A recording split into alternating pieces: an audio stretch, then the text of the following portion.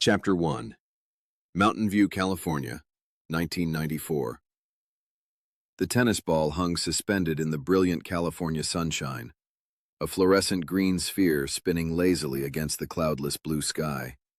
Pete Rota stood transfixed on the public courts near Mountain View's Cuesta Park, watching its low arc with the heightened focus that sometimes came during their weekend matches. The moment shattered with the sharp crack of Charlie Brock's racket, sending the ball rocketing back across the court in real time.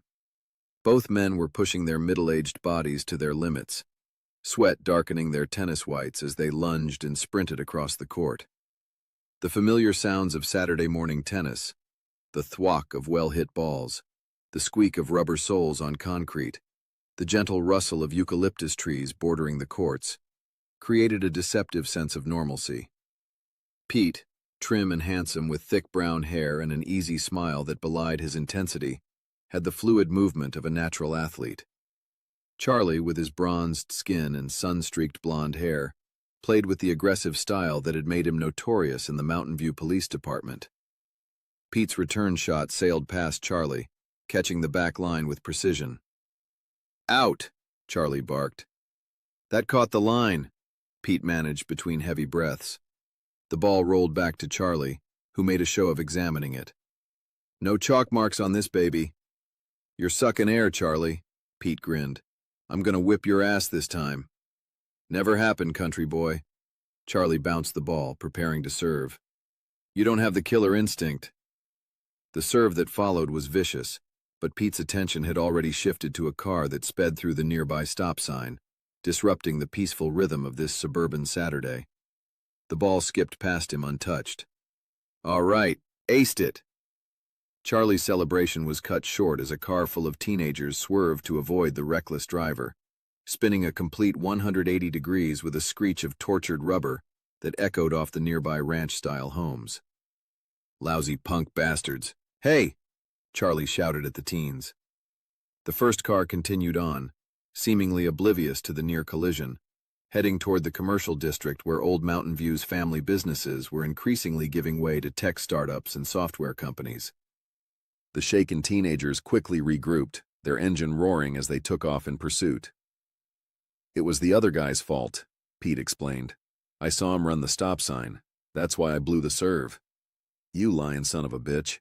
Swear to God." Charlie turned back toward the street, his face darkening. "Hope they don't catch him." The teenagers' car pulled alongside their target, young fists shaking through open windows as threats echoed across the street. Behind the wheel of the first car sat Thomas Walters, a man whose academic appearance, wire-rimmed glasses, pressed shirt, neat hair, seemed at odds with what happened next.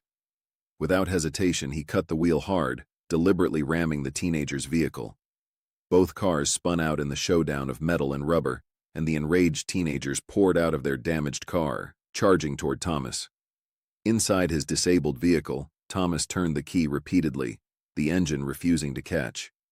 A rock shattered his windshield, sending spiderweb cracks across the glass. Small cuts appeared on his face, tiny rivulets of blood tracking down his cheeks.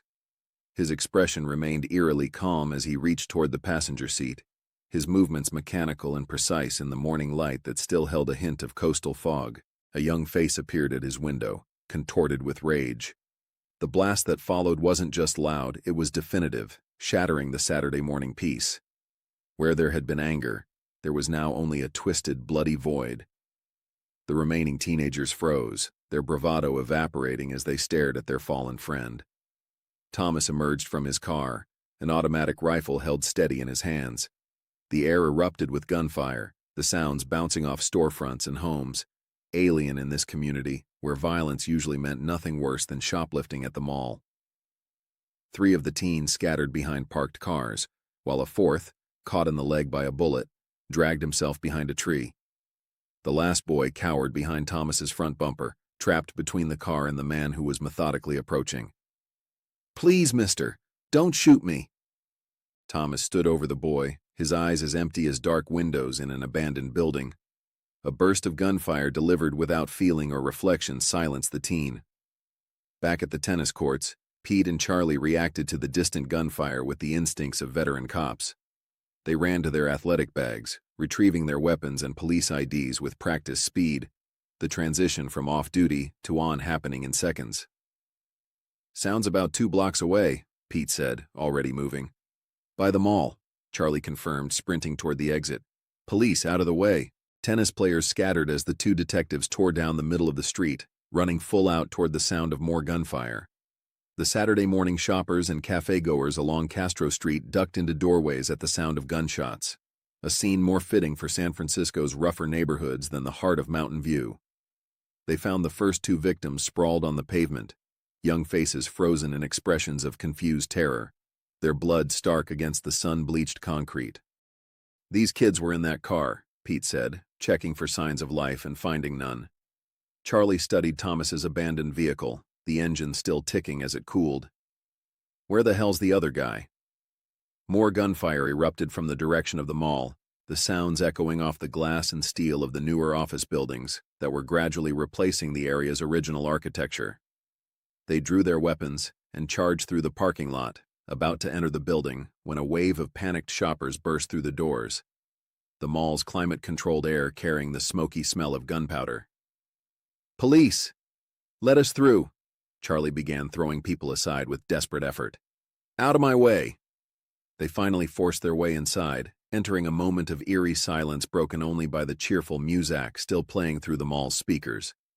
A security guard stood over a body, his gun still raised. "Freeze, fucker!" Charlie shouted. "Police!